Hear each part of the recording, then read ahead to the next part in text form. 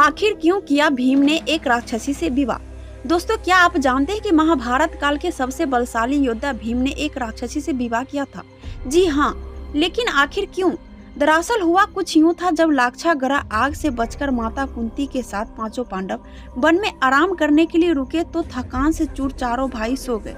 लेकिन सुनसान जगह होने के कारण भीम अपने भाइयों को रक्षा के लिए पहरा देते रहे, क्योंकि जिस वन में वे रुके थे वह एक मायावी वन था और वहां राक्षस हेडेम का शासन था। बताया जाता है कि वह राक्षस इतना शक्तिशाली था कि वह वन में किसी भी मनुष्य की उपस्थिति सुनकर ही उसकी जान ले लेता था। इसी कारण उस जंगल में पांडवों के होने का भी पता चल गया था। ये जानने के बाद जब हेडेम ने अपनी बहन से इन सभी भाइयों का अपना भोजन बनाने का आदेश दिया तो वह आदेश का पालन करने तो गई, परंतु भीम को देखते ही उस पर मोहित हुई और तभी उसने विवाह करने का मन बना लिया। उसके बाद हिडिम्बा उन सभी को अपने भाइयों के पास ले गई। सभी मनुष्य रूपी भोजन को देखकर राक्षस पहले तो खुश हुआ, लेकिन जैसे ही उसकी बहन ने अपनी मन की बात बताई और भीम से विवाह करने का प्रस्ताव रखा तो वह गुस्सा हो गया। लेकिन दोस्तों, बात तो तब बढ़ी जब उसने अपने भाई से यह विनती कर डाली कि वह उन सभी को न खाए और उन्हें जीवित छोड़ दे।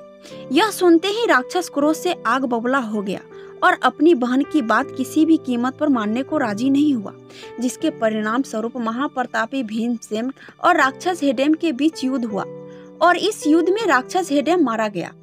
जब सभी पांडव माता कुंती के साथ जाने लगे तो उस राक्षस की बहन हेडेम्मा भी उनके पीछे पीछे आने लगी।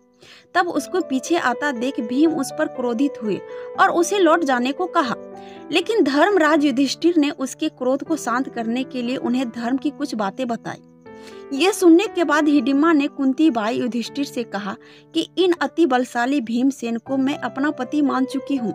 अब ये जहाँ भी रहेंगे मैं उनके साथ रहूंगी। आपकी आज्ञा मिलने पर मैं इन्हें अपने साथ लेकर जाऊंगी और कुछ दिनों में लौट आऊंगी। लेकिन आप लोग पर जब भी कोई परेशानी आएगी मैं उस समय आप लोग की सहायता के लिए आ जाऊंगी।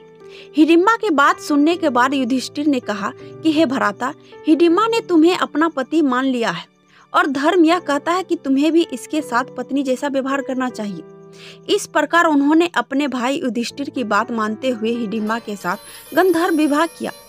फिर जब युधिष्ठिर ने हिडिम्बा से कहा कि तुम पवित्र होकर भीमसेन के साथ दिन भर रह सकती हो, लेकिन शाम होते ही भीम मेरे पास आ जाएंगे। ये सुनते ही भीम ने कहा, ऐसा सिर्फ तब तक होगा जब तक हिडिम्बा को एक पुत्र की प्राप्ति नहीं हो जाती।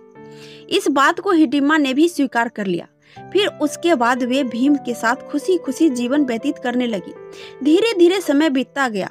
फिर जब 1 वर्ष हो गया तो हिडिम्बा ने एक पुत्र को जन्म दिया, जो इतना अधिक मायावी था कि जन्म लेते ही बड़ा हो गया। उसके सिर पर केस न होने के कारण उनका नाम घटोत्कच रख दिया गया। हिडिम्बा ने बहुत सोचने के बाद अपने पुत्र को पांडवों को सौंपते हुए कहा कि ये आपके भाई के संतान है और आपके अंत तक आप लोगों की सेवा में रहेगा। इतना कहकर वह राक्षसी हिडिम्बा वहां से चली गई। उसके बाद घटोत्कच ने अपनी माँ की वचन को मान लिया और पांडवों तथा माता कुंती के आशीर्वाद लेते हुए बोला, मैं चाहता हूँ कि आप लोग मेरे योग्य कोई कार्य बताए। उसके बाद सुनते ही कुंती बोली, तुम मेरे वंश के सबसे बड़े पुत्र हो और समय आने पर तुम्हारी सेवा अवश्य ली जाएगी। फिर घटोत्कच माता कुंती की सारी बातें को आराम से सुनने के बाद बोला, आप लोग जब भी मुझे याद करेंगे मैं आप लोग की सेवा में उपस्थित हो जाऊंगा। इतना कहकर घटोत्कच वहां से चला गया। दोस्तों, इससे जुड़ा कोई अगर आपके मन में विचार हो तो हमें कमेंट में जरूर बताएं।